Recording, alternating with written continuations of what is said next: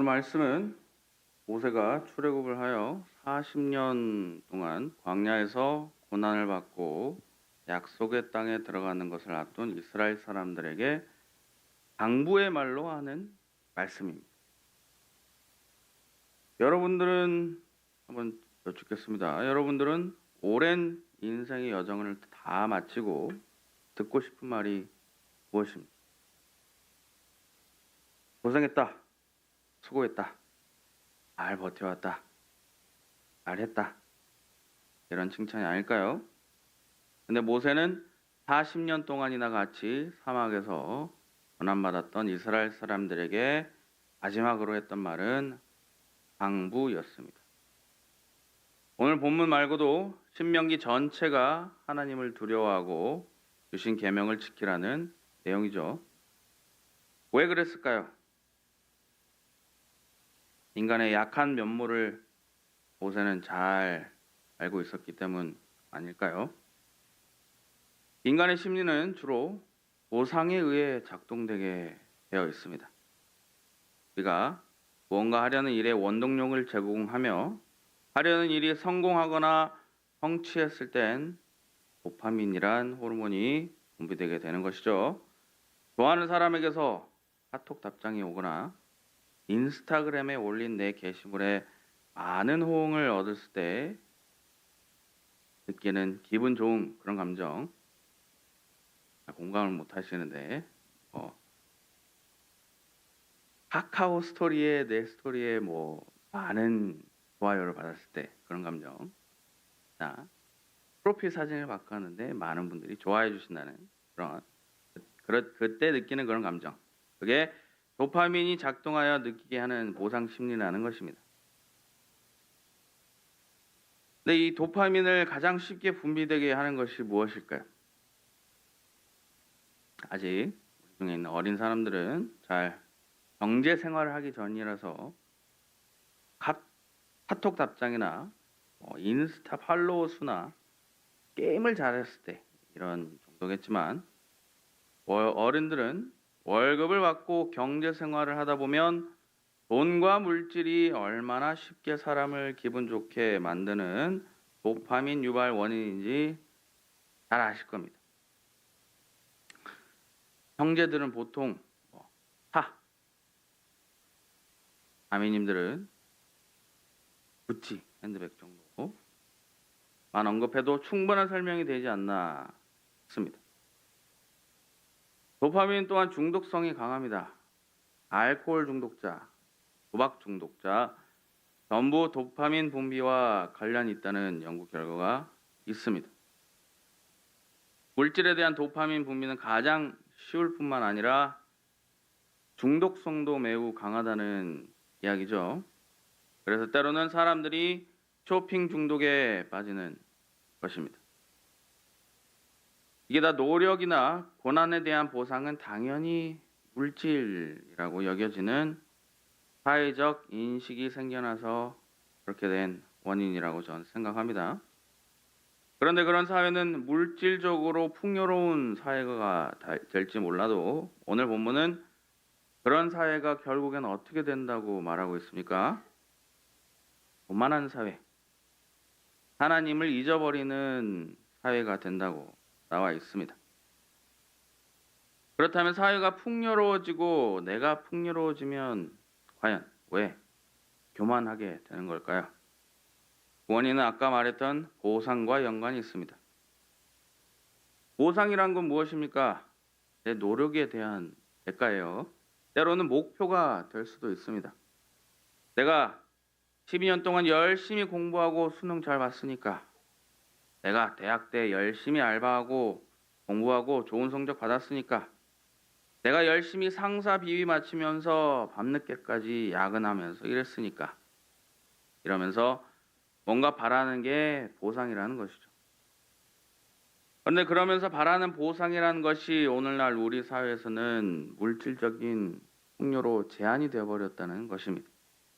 내 노력의 보상이, 내 삶의 목표가 물질적인 풍요가 되어버렸다는 것이죠.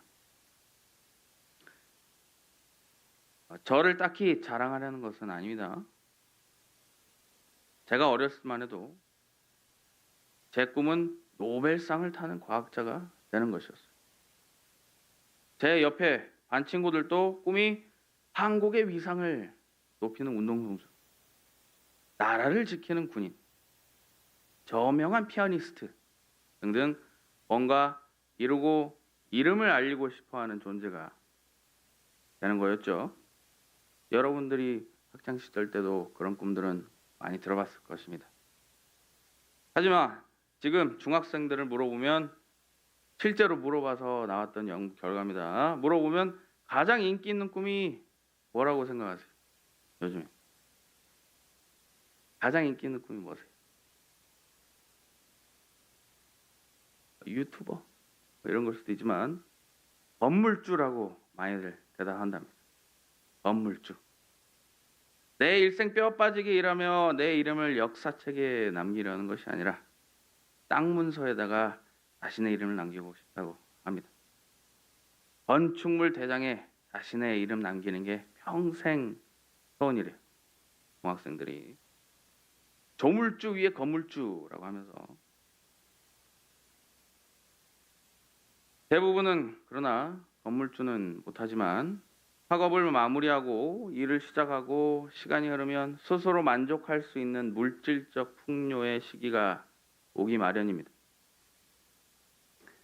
번듯한 아파트 한 채 있고 남에게 뒤처지지 않는 차 몰고 다니는 어느 정도 풍요롭고 만족스러운 삶을 이루게 되면 무슨 생각이 들기 시작해요? 아, 이제 인생 살 거 다 살았다.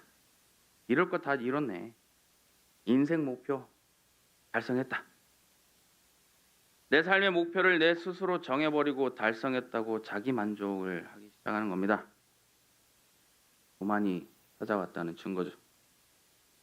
그리고 나서 넓은 내 집 둘러보고 남 부럽지 않는 내 차 몰고 다니면서 거울에 비친 명품으로 치장한 내 모습을 보고 뭐라고 생각합니까? 아, 내가 이런 것들 사려고 얼마나 고생했는데. 내가 내 힘으로 노력해서 이만큼 이룬 거야. 그만이 찾아왔다는 증거입니다. 본문 14절 마지막 줄부터 16절 전반부까지 뭐라고 나와 있습니까? 여호와는 너를 애굽 땅 종 되었던 집에서 이끌어내시고 함께 읽어보겠습니다. 너를 인도하여 그 광대하고 위험한 광야 곧 불뱀과 정갈이 있고 물이 없는 간조한 땅을 지나게 하셨으며 또 너를 위하여 단단한 반석에서 물을 내셨으며 내 조상들도 알지 못하던 만나를 광야에서 내게 먹이셨나니. 이스라엘 백성들이 광야에서 40년 동안 살 수 있었던 원인은 무엇입니까? 무엇입니까? 하나님의 은혜죠. 하나님의 은혜입니다. 내가 좋은 대학에 갈 수 있는 이유는 뭐예요? 내가 좋은 직장에 들어갈 수 있는 이유는 뭡니까? 내가 승진할 수 있는 이유는 뭐예요? 내가 좋은 집, 좋은 차 살 수 있는 이유는 뭡니까? 내 자식들이 건강하게 잘 커서 각자 가정을 이루며 살 수 있는 이유는 뭐예요? 내가 지금 이 순간 건강하게 숨 쉬고 살아 있을 수 있는 이유는 뭡니까? 아, 하나님 은혜예요. 아, 하나님 은혜라고요. 내가 한 거, 내 힘으로 이룬 거 하나도 없다 이 말입니다. 내가 하루하루 살 수 있다는 사실이 다 하나님 은혜인데 내가 내 멋대로 내 인생의 목표 세워버리고 내 힘으로 다 이뤘다 라고 말하는 교만은 부리면 안 되는 거 아닐까요? 모세는 이미 우리를 다 꿰뚫어 보고 있었습니다. 17절에 한번 읽어보겠습니다. 그러나 내가 마음에 이르기를 내 능력과 내 손의 힘으로 내가 이 재물을 얻었다 말할 것이라 라고 모세는 말하고 있습니다. 이런 재물 우선주의 사회를 만든 우리 어른들이 반성하다 못해 부끄러워해야 합니다. 한없이 부끄러워야 해요. 그리고 이런 사회를 만드는데 기여를 하진 않았지만 거기에 동조하고 있는 젊은 세대들도 자신들을 되돌아볼 필요가 있습니다. 지금이라도 늦지 않았다면 우리는 이제 새로운 삶의 목표를 세워야 하겠습니다. 내 노력에 대한 보상이 이제 전혀 다른 것이 되어야 한다는 것이죠. 내 삶의 목표, 내 노력에 대한 보상은 이 세상 살면서 주님을 따르며 이 땅에 하나님의 나라를 세우는 일을 감당하다가 저 하늘에 있는 천국에 들어가 영생 동안 주님의 영광에 살며 천국 보물을 누리는 것이 되어야 하겠습니다. 되어야 하겠습니다. 그렇다면 이쯤에서 본문 말씀에 이스라엘 사람들에게도 그렇고 오늘날의 우리에게도 그렇고 하나님 우리에게 왜 풍요로움을 허락하시는 것인가 라는 질문을 할 수 있겠습니다. 아니 왜 괜히 물질적인 풍요로움을 허락해 주셔서 우리가 교만할 여지가 있을 수 있게 하시는 것인가 라는 의문이 생길 수도 있겠습니다. 차라리 가난하기만 하면 하나님만을 의지할 수 있을 텐데 말씀에는 우리에게 풍요를 허락하신다고 분명히 나와 있습니다. 12절 함께 읽어보겠습니다. 시작. 내가 먹어서 배부르고 아름다운 집을 짓고 거주하게 되며 13절 또 읽습니다. 또 내 소와 양이 번성하며 내 은금이 증식되어 내 소유가 다 풍부하게 될 때라고 기록하고 있습니다. 하나님께서는 왜 이런 풍요로움을 허락하실 걸까요? 이에 대한 해답을 알려면 우리는 오해를 하나 먼저 풀어야 하겠습니다. 우리는 16절 후반부에 나온 내용을 오해하고 있다는 말씀을 드리고 싶은 것이죠. 이는 다 너를 낮추시며 너를 시험하사 마침내 내게 복을 주시려 함이었느니라 라고 16절 후반부는 기록하고 있습니다.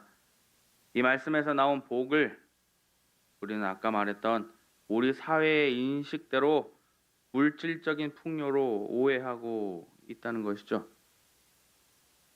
우리가 오해를 풀고 이 복을 제대로 이해하려면 읽었던 본문에 너를 낮추시며 너를 시험하사가 먼저 무슨 뜻인지 정확히 알고 있어야 합니다. 이스라엘 사람들이 애초에 40년 광야에서 생활을 하게 된 이유는 무엇입니까? 다 출애굽한 이스라엘 사람들이 하나님에 대한 불신, 불순종, 원망, 우상 숭배 등 한없이 부족한 모습만 보여주고 있어서 그랬던 것이죠. 약속의 가나안 땅에 들어가서 하나님의 약속을 이루는 나라가 되려면 지금처럼 약한 존재가 아니라 더 하나님의 모습을 닮은 하나님의 사명을 감당하는 존재가 되어야 했다는 말입니다. 그런 존재가 되려고 40년 동안 광야에서 살아남은 온갖 기적을 경험하며 연단을 받아야 했다는 것이죠. 여기서 또 한 가지 짚고 넘어가자면 오늘 본문에서 나온 시험 그리고 성경 다른 여러 곳에서 나오는 시험이란 단어도 마찬가지지만 우리가 흔히 생각하는 것처럼 성경에 나온 시험은 하나님이 우리가 잘하나 못하나 고난의 상황을 주셔서 말 그대로 시험해 보려는 것이 아니고 진짜 성경이 의미하는 시험은 영어로는 trials라고 하는데 금속을 연단하다는 뜻과 관련이 있는 의미입니다. 어떤 말이라고요? 금속을 연단하다라는 뜻과 관련이 있는 의미라는 것이죠.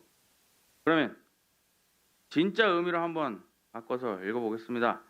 이는 다 너를 낮추시며 너를 연단하사 마침내 내게 복을 주시려 하심이었느니라. 뭔가 더 이스라엘 백성들의 상황에 맞는 의미가 된 것 같습니다. 따라서 받은 연단의 결과로 받은 복은 가나안 땅에서 풍요로운 삶, 즉 물질적인 목적이 아니라 그 약속의 땅에서 메시아 예수님을 맞이할 수 있는 나라, 하나님의 사명을 감당할 수 있는 나라가 될 수 있다는 본질적인 목적 된다는 것이죠. 진정한 복은 연단을 통해 하나님과 더욱더 가까워진 내 모습, 예수님을 한 단계 더 닮아진 존재로 변화됐다는 것이며 죽는 날까지 하나님과 더 동행하는 삶을 산다는 것, 이것이 이 땅에서 복을 받는다는 참된 의미라고 볼 수 있겠습니다. 결국 이스라엘 사람들이 가나안 땅에서 누리게 될 물질적인 풍요는 메시아 예수님을 맞이할 수 있는 나라, 그리고 하나님의 사명을 감당할 수 있는 존재, 즉 참된 복을 이룰 수 있게 돕는 부수적인, 부가적인 역할로만 여겨야 한다는 것이 되는 겁니다. 이러한 사실도 있고 하나님도 있고 재물적 풍요만 삶의 목표로 삼고 이루어야 하는 사명도 감당할 수 있는 존재가 아닌 교만만 가득한 채로 있으면 모세는 이스라엘 백성이 어떻게 된다고 경고합니까? 19절 20절을 보면 알 수 있습니다. 너희가 반드시 멸망할 것이다 라고 경고하고 있습니다.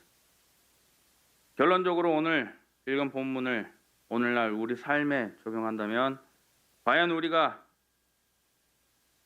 왜 대한민국과 같이 풍요로운 나라에서 살고 있는 것인지 한번 깊게 고민해 봐야 한다는 것입니다. 만약 그에 대한 답이 다른 세상적인 삶을 사는 사람들처럼 단순히 좋은 직장에 들어가서 돈을 많이 벌어 물질적인 풍요를 누리다 자녀들에게 많은 것을 해주고 세상을 떠나는 것이다 라는 것이면 우리는 굉장히 헛된 시간과 노력을 소비하고 있다는 결론이 나오게 되는 것이죠. 내가 더 나은 그리스도인으로서의 존재, 하나님을 더 닮는 존재, 예수님을 더 닮는 제자 같은 존재, 그리하여 하나님이 나에게 내가 태어나기 전부터 사랑으로 예비해 주신 비전을 감당할 수 있도록 내가 지금 피땀 흘려 노력하고 있다면 난 참된 복을 누리는 삶을 살게 될 것이라는 변함없는 진리를 믿으시길 바라겠습니다. 하나님께서 나를 위해 예비하신 비전은 무엇입니까? 하나님께서 우리 교회를 위해 예비하신 비전은 무엇입니까?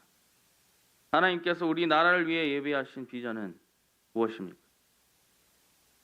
더 늦기 전에 이러한 질문에 대한 답을 하나님의 말씀 속에서 찾을 수 있는 아주 동산교회 성도님들이 되시길 간절히